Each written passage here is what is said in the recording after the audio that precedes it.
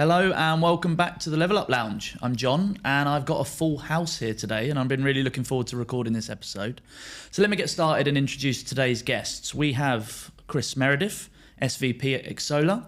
We have David Stelzer, President at Xsolla, and Stuart Dinsey, who is the Executive Chairman of Curve Games. Gentlemen, thank you very much for joining me today. Thanks for having us, John. Absolute pleasure. So I think just to get started, I want to kind of kick off with just a bit of a quick intro from each of you. So if you wouldn't mind just going down the line and giving us a little bit about your background and your path to where you are now. So Chris, you can get started. People may know you because they've been watching the show. Yeah, no, absolutely. It's great to be back in Dubai, firstly. I'm a huge fan of this territory.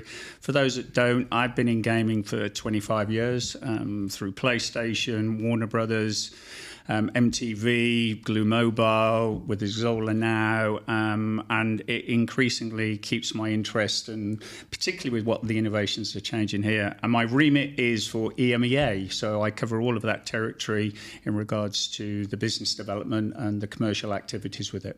Perfect. And David, you've come all the way from Seattle, so yeah, Seattle by way of Los Angeles.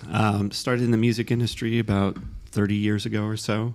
Found my way into the games industry, became an attorney, was general counsel for Saga, and then ran the games division at a big talent agency called Creative Artists Agency, where we helped game companies kind of come up with their game plan, so to speak, start their companies, find their money, build their business. And for the last 8 years prior to being at Xsolla, I ran the Unreal Engine business for Epic Games. And for the last year and a half, I've been the president over at Xsolla in Los Angeles. Perfect, thank you very much. And Stu? I've been in the games industry since 1986, would you believe? Started as a reporter on the very first trade title for the games industry called Computer Trade Weekly, which I ran for 10 years. Then I launched my own media company, MCV, Develop, Mobile Entertainment. We acquired Music Week and lots of other things, built that up. I sold that just over 10 years ago, and I invested in Curve because I could see the market was shifting to digital. And away from retail. And along the way, I've also been a board member of UKI and a chair of UKI, which is the trade association in the UK. Perfect. Well, you've obviously all here in Dubai now, first time for some. So I kind of wanted to just get your early impressions. Like, how have you found Dubai and the MENA region since you've been here? It's my first time here. Yeah. So I genuinely didn't know what to expect. Yeah. And I'd probably only ever thought of it as perhaps a tourist resort, to be honest. Yeah. And I think it feels bigger than I expected. It takes a long time to get from one side of the city to the other. That's just traffic. Yeah. And I think there's a real desire to build business here. There's a genuine ambition to be significant in the games industry, which has surprised me. Obviously, I think it's perhaps a little bit more mobile leading than traditional platforms. Yeah. But no, I've been impressed by the friendliness as well, and how well organised it is, and I think it's setting itself up well for a real tilt at the sector. Perfect. And Chris, you've been here before. Yeah, once or twice. How have you felt? Have you felt a slight change since maybe last time you were here? Because obviously, I'm in it every day, and I feel that it is progressing. But have you seen any progression since? Yeah, I think there's definitely been tilting points. I was speaking to a guy today, and he was saying that there's 1,000 new people coming in every single month, new companies, new people, which is an amazing number. But I think the realization now, we've gone much deeper with our relationships from what we did over a year ago. And those relationships are now pivoting on the fact that this is an extraordinarily safe place to be. And I say that in the context of what's going on everywhere else. And it also helps that it's very non-political. So this environment is all about the opportunity, not about the white noise around the opportunity. And I think that's a real strength. It's interesting to see the collective value of people like the DMCC and all the other brothers that work around that and what they're doing. But there is a real intensity to move forward. And the infrastructure that's been built out now is literally second to none. I've never seen so much of a collective, whether it's web-based, whether it's financial services, even legal services, which have an alignment to the UK, so that gives you that kind of comfort factor. It's all here. So the change is consistent, or constant, I should say. And I think that will build for more and more opportunities. You've just now got to make sure that you are relevant with the relationships and looking between the cracks for where the real opportunities are to bring those together. But yeah, there's not a better place to be doing business right now, I don't think. Perfect. And David, I'm going to give you a few more days to settle in, and you can let me know what you think. Yeah. Apart from it being hot. It is hot, but no, I'd have to agree a bit with Chris and a bit with Stu. It's this is my first real time spent here, and it's amazing to me to see how fast things move here for the size of the city, how eager the government is to let things be fast and to kind of let them find their own way, and to be helpful in these processes, trying to find new ways to open up business, which I think is really, really important. And for people coming here, you mentioned 1,000 new people a month. It's like for an American guy kind of just walking around, I took a nice little walk before I came over to the studio today, and there's a lot of things here that remind you of home, even though it's not. Everywhere you look, there's familiar restaurants. It's very easy to get things. Everything that you need is kind of at your fingertips. It makes it very easy to be displaced from wherever your home is, to make this feel like home and to actually be able to feel like you can get everything you need. No, and I've been here 11 years now, but I say that on the regular every day when I'm talking to potential candidates or potential people that want to move here. It is somewhat a home from home. And if you're coming from the UK or you're coming from the US, as an example, the restaurants, you go to the mall, the stores, like if you go to the Dubai Mall, for instance, you'll have a Bloomingdale's. It's like being in the US. You'll have a Galeries Lafayette like you're in France.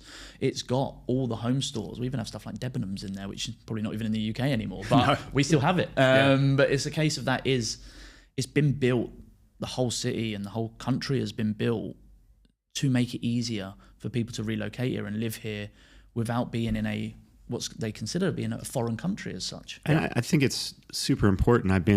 I've spent a lot of time through the region in the last year and a half, 2 years. And I think that's one of the things that people underestimate is a lot of people in our industry look to go to places where they know that money is prevalent. You really need to take into consideration if you have a family, if you are going to be far from home, what are the things that are going to be those creature comforts that make it so that you feel that you want to stay, that you don't have the distractions of looking for the things that you want so that you can actually get your work done. This is the only place I've been in the region that actually gives you all of that. Yeah, no, exactly. Perfect.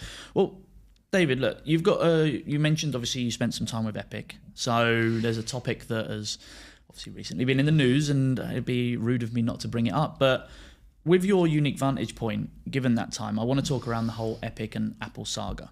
Now, the judge obviously recently found Apple in contempt for deliberately failing to adhere to the 2021 injunction and referred them for political criminal contempt. That's a mouthful. Which, let's be honest, not something you see very often or every day in the tech world. What do you make of it all and how it's playing out right now? It's pretty incredible. You can call it a David and Goliath story or whatever you want to around that. But thinking back to when this started, when I was still at Epic, it came as a big surprise to everybody because Tim Sweeney had probably told like a handful of folks. I was not one of them. And the lawsuit came out and it was like, oh my goodness, this is actually happening. And it's been going for, I think Tim said when that contempt order came out, it was like 4 years, 14 days, and however many hours to that effect. And it's been his fight. Everybody is thanking him and looking to benefit from the outcomes of this. But it's been his fight, really. Nobody's come to support him. The money's been Epic money, Tim's money that's gone to this. It's been his fortitude that's done this, and good for him. But yes, it is going to be for the benefit of all game makers and publishers who are looking to get out of the grips of this tax, so to speak, the Apple tax, as it's been called. And what do you feel the broader implications are for the competition within app stores? Do you think other platforms will start changing their behaviors or their policies in response to what's happened here? I think you'll start to see through the courts and through the legislature, and then you'll have the other stores that probably want to get ahead of it. They probably don't want to be seen in a bad light. So while this is directed at Apple, I wouldn't be surprised if you see Google take cues from what the court has said and what they want to do. Google's got their own issues right now. In the U.S., there's the Department of Justice is looking to break them apart and have them sell off 2 pieces of their business. I don't think this is another fight that they want to stick on top of that. It's going to be a lot. And what it's going to do, not just from the store perspective, but it's going to cause an immense amount of competition, I think, in the space where we are.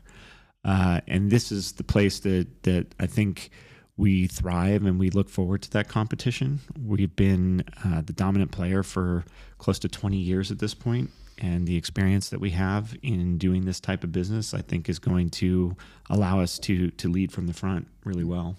Perfect. And beyond, obviously, the headlines, what do you feel that this means for indie developers, not just the Epic and the Apples of the world? Like, do you think this is going to have a huge benefit and bonus now for sort of more independent developers? Yeah, I think, look, everything is at scale. But when you're dealing with money where the indies don't have as much of it to play, any indie, I think, would rather put more of that money into a couple places where they could.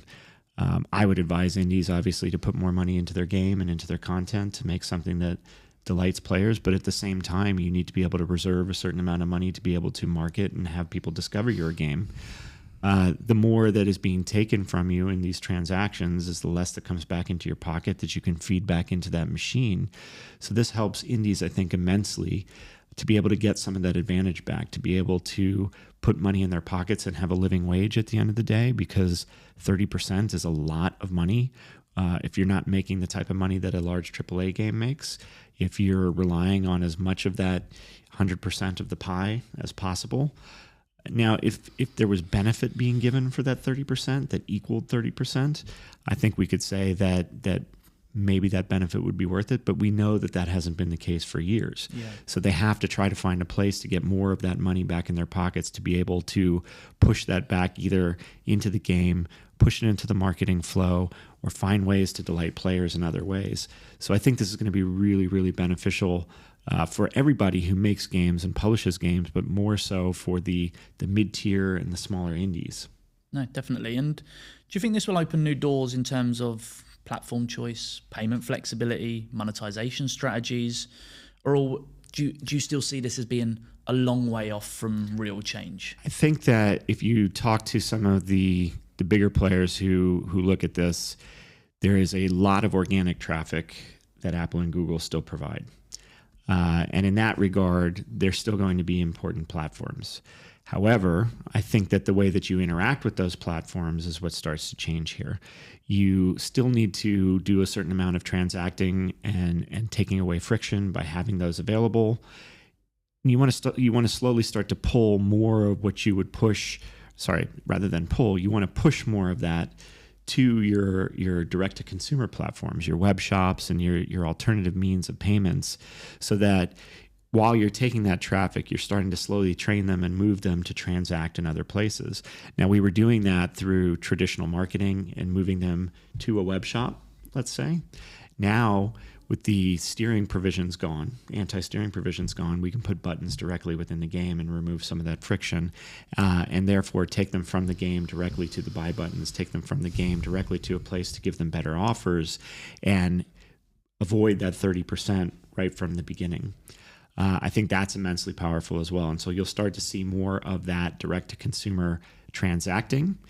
You may see a little bit of a change too, where that direct-to-consumer transacting happens not all the way at the web shop destination, but directly in the initial transaction itself, because an offer can now be placed there as well, where it couldn't be, just before this lawsuit, the ruling in this lawsuit, I should say. So I think it's going to open up even more ways of how transactions happen off store. And then the great thing about all of this is I think it's going to continue to help developers of all sizes, because now they're still going to be able to develop those relationships directly with their consumer. They're going to get to know what their habits are. They're going to get to have a dialogue with them. They're going to get to give them more of the types of deals that they want. They'll be able to collect the data that they weren't able to collect through Apple and Google. They'll be able to use companies like AppsFlyer a little bit more for their benefit, for attribution, retargeting, and all these types of methods that have been going away because the app stores have been so restrictive, is all going to start to come back. And you're going to start to see, I think, a resurgence in the mobile business as a result of all this, which has been hurting really, really badly over the last few years. And on the flip side of not looking at just the developers, do you see this as a huge benefit for customer experience? Because where you're having to use web stores to direct, having that direct in-game opportunity to buy and not have to, because a lot of conversations has been around obviously direct to consumer, and having to leave a game and go to web stores and stuff, I think has been friction points for a lot of developers. But now that they can circumvent that and it can be directly within the game, do you feel that that's a customer or a user experience benefit that's also going to be there? Yes and no. I think yes, you're going to have, because you're still going to have that same experience of being in the game that you're used to. And there will be people who take that as, okay, great, it's business as usual. But I think that if you were looking at the web shops as a piece of friction, then you're exactly the person whose mind we were trying to change, that it's not a point of friction, it's actually a point of benefit. Yeah. And while there are extra steps that you take, you start to change psychologically to this thing that I'm going to go there because I get extra benefit. I'm going to go there because I'm going to get more. I know that that's where I want to go buy the things that I want to buy because the value is going to be there. Yeah. And I think that's still the case. So even if I'm able to sell you directly from a button in the game, that whether the user knows it or not, that they're going outside of the app store, I can then, even after the transaction is done, give them a pointer if you would like even more value, if you would like another offer, and then I can still push them to the web store after that transaction and still continue that relationship with them and build that over time. Yeah, no, definitely. Okay, and we touched on indie development there, and I wanted to kind of zoom back into that space a little bit. With obviously the big platforms, battles happening, it's not always obviously the giants that feel the brunt of it. It's often the smaller studios, the indie teams, the new creators that are trying to break through and make a name for themselves. Obviously, Stu, you've been a champion of indie development through your work at Curve Games. From your perspective, and you've sort of mentioned that you've been pushing in this direction, how do you see the indie games sort of ecosystem right now as it is today? What's the current state of it? I think at the moment it's refinding itself. Yeah. After a detrimental period through probably post-pandemic through to 24, where a lot of developers and indie publishers had taken on investment in the period that I called the dash for growth. And everybody was thinking, how do we get bigger? How do these indie games become mainstream games? Rather than how do they become breakout hits? And as a result, a lot of budgets moved up to kind of $2 to $5 million when they hadn't been previously, or even $5 million plus. And I think what's happened now is from publisher down, the budgets have come down, the expectations of the titles have come down, the knowledge of how you bring investment in and how you manage that investment has changed. And I think indie, as I say, I think it's found its soul. That now, obviously, all companies are different, but I think there's an honesty coming back, and I think there's a globalization. I think self-publishing is obviously going to continue to rise. I think there's a increasing number of developers are going to be able to use off-the-shelf services to keep more of the royalties to themselves, which makes the publishers have to work harder and provide something extra. And that's something that Curve has been doing, and our competitive publishers have been doing. So I think we're at the beginning of a new period is probably the way to encapsulate that. Sounds really exciting then. And how are studios approaching funding, discovery, which is obviously huge for indie games, and audience building differently now than you feel that they were a couple of years back? I think funding-wise, there's been a realization that maybe private equity and banks and VC can be slightly dangerous if you want to retain the way you make your game or the control that you want over your company. So perhaps if you want a slightly longer-term view, you should be trying to find different types of investment. In terms of community, I think most devs now need to know that they have to build in community communication and outreach from the beginning of the title, not work away on their game, find a publisher and say to a publisher, can you help us with community? Because the first question a publisher says is, what community do you have already? So it's built in, whether it's community or marketing. Nobody says marketing anymore. We all say community, in the same way as nobody says PR anymore. But it is all marketing in itself. But the focus on Discord and Reddit is where we are now, whereas maybe 2 years ago everybody was thinking about spending money on influencers. And those channels, they shift.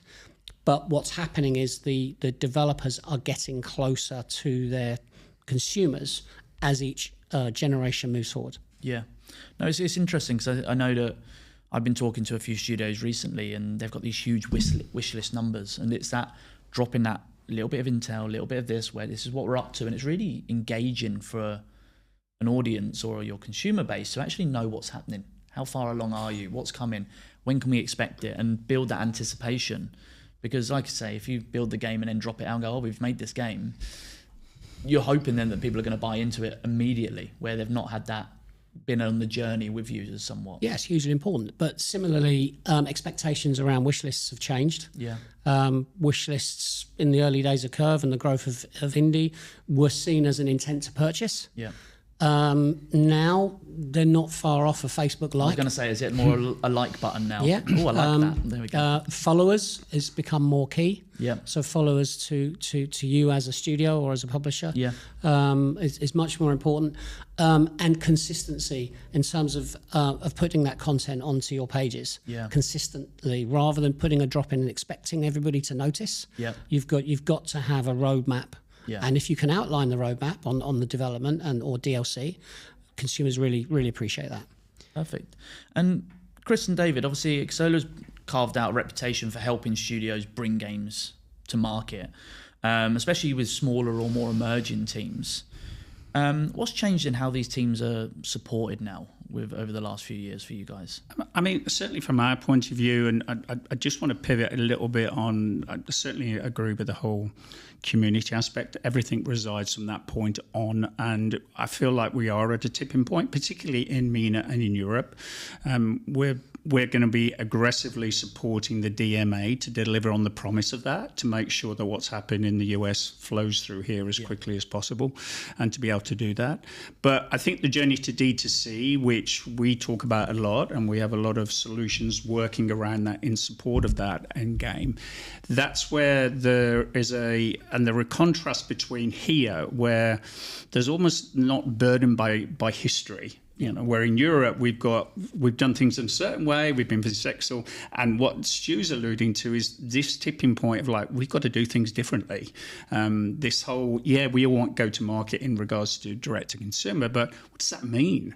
You know, and guys have been doing marketing games for 20 years, ain't going to cut it. This is a new generation. It's a social, community-based, understand what platforms are like, and making sure that you can pivot daily with the right messaging.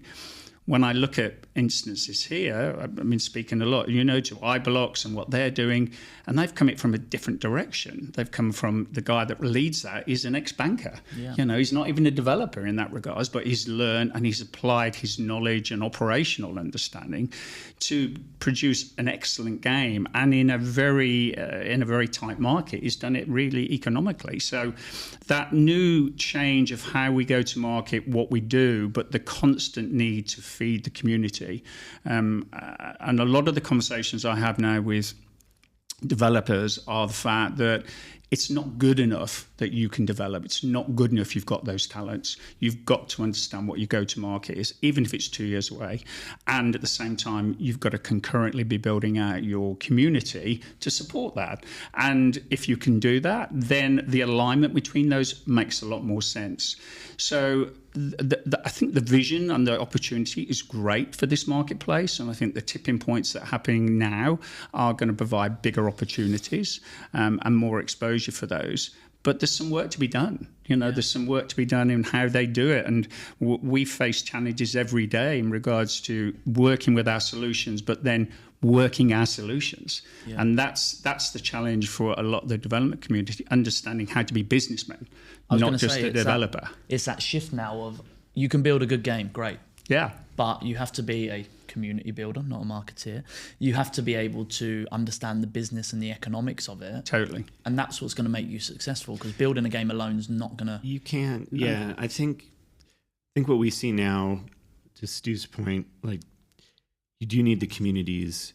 And Stu's been hearing me say for the last couple of days too, I've been talking about you need to know your audience. And the community isn't just, helping to build a group of people. Knowing your audience is having the right community, how to engage that community, how to bring them to action with things.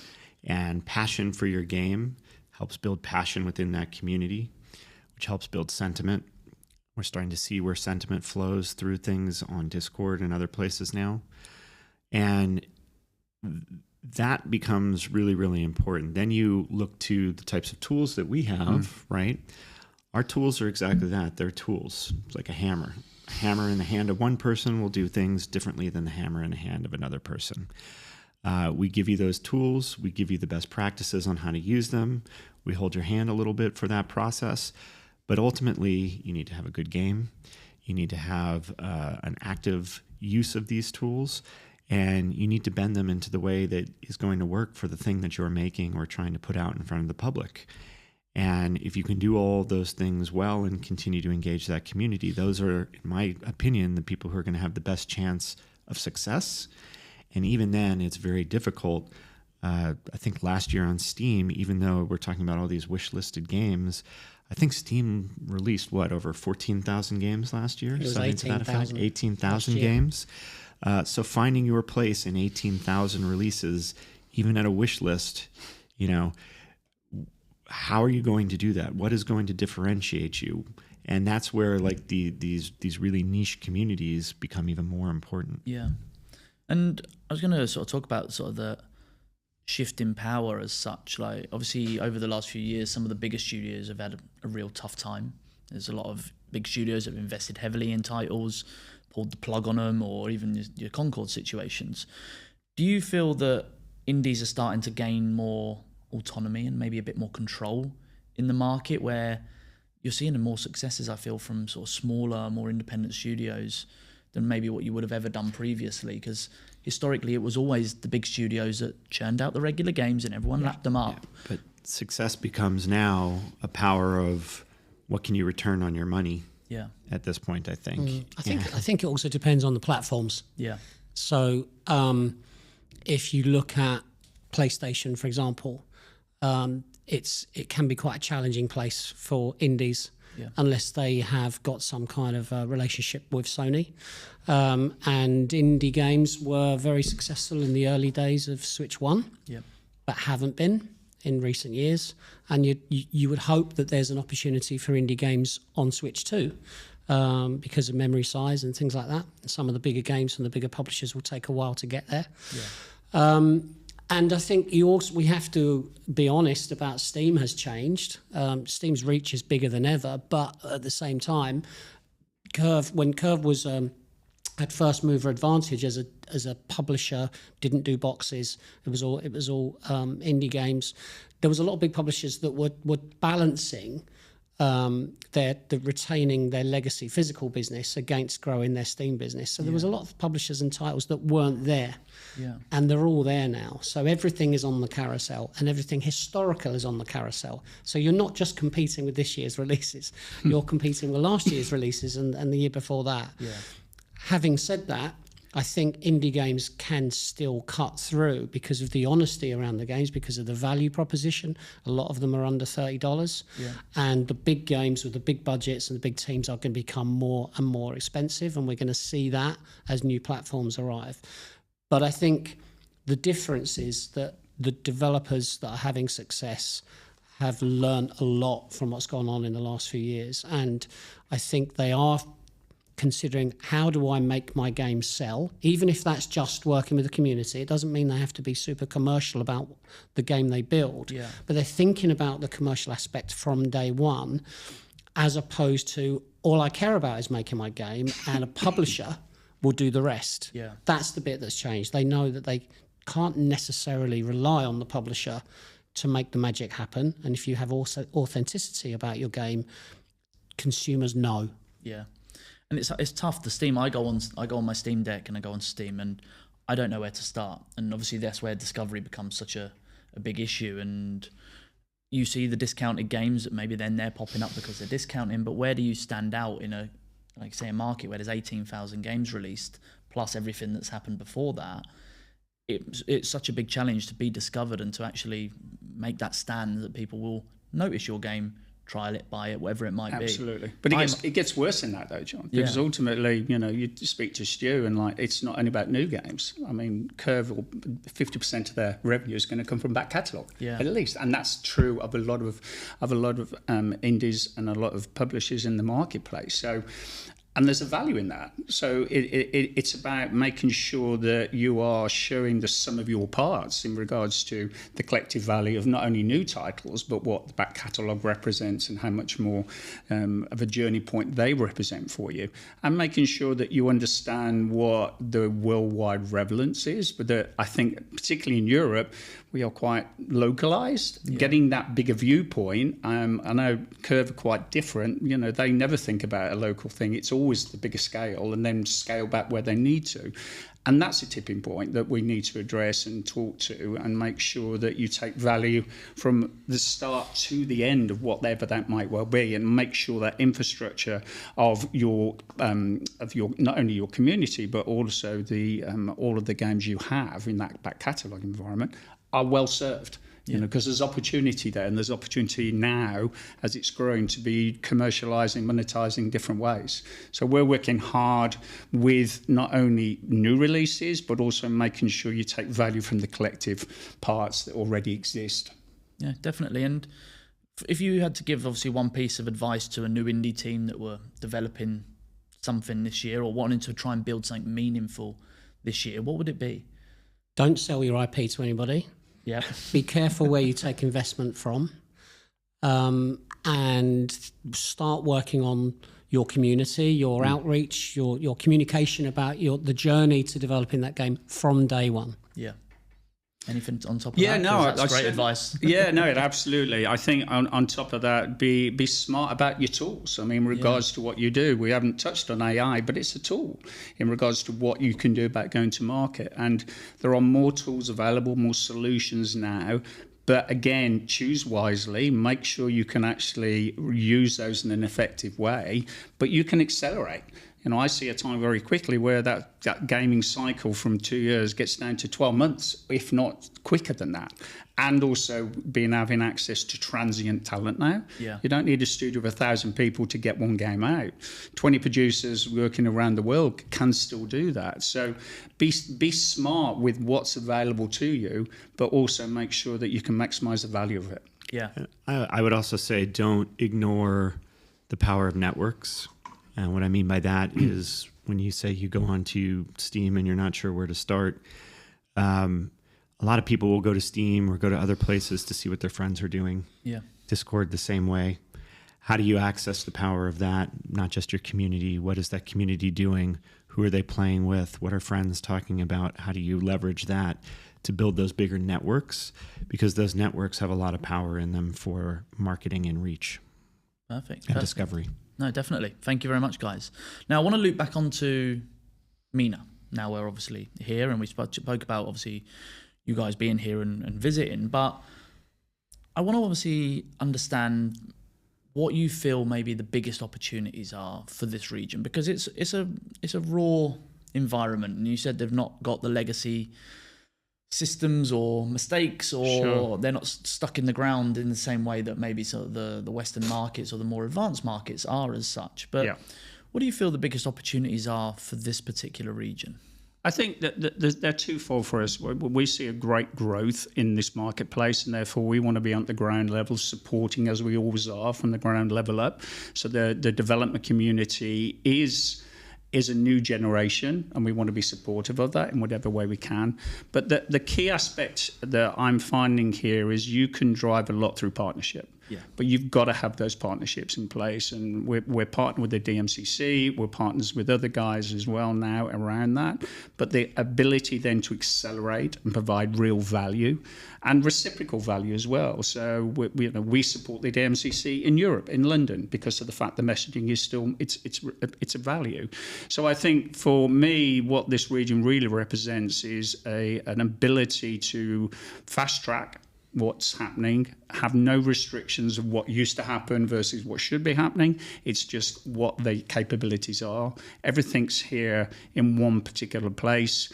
The access to, well, what does Web3 mean? How can we put crypto into place? What does that mean for a gamer? They're next door. You can talk to those guys, see how they do it, and I'm seeing a lot more relevance not only to the development of a piece of entertainment, but also what does that mean as a brand extension, i.e. can I do things through crypto? Can I sell other aspects off the back of this game to make sure that I have a longer tail on the revenue stream? And certainly this territory more than any other has that open-mindedness to be able to look at the longer tail in regards to all of the activities in the market. So for us, it's really exciting and something we're very committed to supporting. I think it's important for developers to understand that this region isn't just Dubai and it isn't just Saudi, and also to understand that each of them are trying to do something a little bit different. And where can you fit, where can you leverage yourself for the different pieces of that? So for instance, in Abu Dhabi, they're looking at that as more of a traditional finance and banking hub. And how can they put money into something that brings an office to that space in the world? Whereas the Saudis want to build an infrastructure of Saudi workers and a Saudi games industry from school up. They want all Saudis working in all phases of that. At the same time, they have the PIF actively spending large amounts of money to bring big pieces of IP and big companies to recognition for Saudi in and of itself. And then here in Dubai, you have more of the creation of ecosystem culture, which I think is interesting, which is you have, as Chris had mentioned earlier, you've got banks here, you've got consultancies here, you've got game companies, you have all the pieces. And then the government of Dubai is kind of working in this hub and spoke type of way of how can we put you together as a game maker with all these different pieces that you may need to do the thing you need to do. So for utility, I think you're getting a lot more here in Dubai, but for other pieces of the games industry, MENA is really doing different things depending on where you are and depending on what scale you'd like to work at.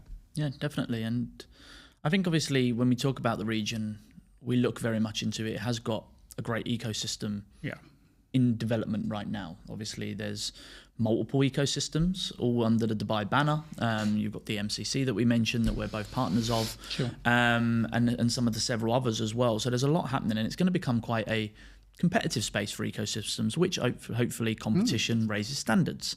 But what else do you feel could really help build that sustainable ecosystem, that gaming ecosystem here? Like whether it is obviously infrastructure, education, talent development, but even IPs as well. Like I think personally, cultural IPs could be a huge benefit for this region. It's not quite been explored yet, but do you feel like it could take something like that to really maybe add a different level of difference here in the UAE, maybe to? I think all of these, it takes one success. Yeah. One success story to show that it's doable. 2 success stories shows that it's repeatable. Yeah. Right? You have, what was it, 270 plus game companies roughly here. You've got to start showing those success stories. Yeah. Yeah. And that ability to share the collective value is unfortunately through success. And I know I've harped on about what the guys at iBlocks are doing, but that for me is the closest thing. It was born here, it was funded here, it's been created here, and they'll go to market here. Yeah. And if we can see the success out of that, that will certainly be a big pebble in the pond and start creating ripples. So the rest of the world can see how that works. But I think there is a tipping point changing across with attitudes of how can we actually do development processes now? And does it all have to be in one place? And how you spread that out? And do you build here and launch here in terms of the value that Dubai represents or this region represents? So you've just got to be smarter now in regards to how you do things and see how you can take that longer value out of a product. It just doesn't mean I've sold a certain amount of units and that's done. It's how can we take that value through? And certainly what Curve do, they really work hard in their back catalogue, but also with the brand associated with that. Yeah, and if I think about Curve and our success over the 10 years, one of the things we did early on was we made a commitment to Chinese localization, to support the Chinese VPN Steam community. And I wonder if there is enough commitment to localization from Western publishers, language-wise, and also maybe thinking about when they're making a game, does it appeal? And that then feeds into the idea of gaining more revenue, more sales from the region. So for us, it's currently about 1.5% of our business. And we know that's not high enough. It's probably because we don't lead on mobile. But as the more traditional formats are going to move towards handheld devices, we know that's coming because there's going to be a play anywhere culture coming for the other formats as well as new hardware. I think that leans into this territory really well because there's no history here of the box under the TV as far as I can tell. No, definitely. And I think localization around cultural events, stuff like Ramadan and stuff like that is huge and probably unconsidered in some studios, where I feel that if you localize around those events that are so huge to the culture here, would probably see a huge uptick in what it is that you're so as an example, everybody who's successful on Steam knows that they have to build in promotions, and if they're really clever, DLC around the Lunar sale for Steam. Right? I'm not sure we're, as publishers, thinking enough about the opportunities here. Because you talk to any Arab national and all they do in Ramadan, they game. It's the biggest time of the year to game because they've got so much downtime, family time. They sit and they obviously, it's their religious month, but they game a lot in that time. So if you want to entrap an audience, there's your market. And obviously the amount of people that are in not just the UAE, we're looking at Saudi and the rest of the Middle East, for instance, it's a huge opportunity for international studios to tap into that opportunity. And they spend more than anybody else. I mean, per capita more than anybody else. So there's a sustained interest that we need to build out of. And we need to share that and why that is appreciated here and take some learnings from here. This is not all about just emerging. This is about there are good learnings that need to work outside the territory. And the conversations I'm certainly having with our partners is that the messaging needs to be more than just the sunshine of Dubai. It means to be the tactical value of why to be here, and it's huge, the amount of tactical value. And yes, that's a complex story to tell, but at the same point in time, I think the some of the parts have sold Dubai really, really well to this point. But now it's a time to be talking about what's the value for you as an independent developer or you as an organisation. And they're starting to do that. They're starting to realise how that is and take the messaging to a wider spread. Because of all the things we said today, they're all relevant within that context. But ultimately, that has to be told. The story has to be told. And I think the culture is part of that, but it really is. It's not probably as prevalent as with some of the other territories, but I think there's some great stories to be told here.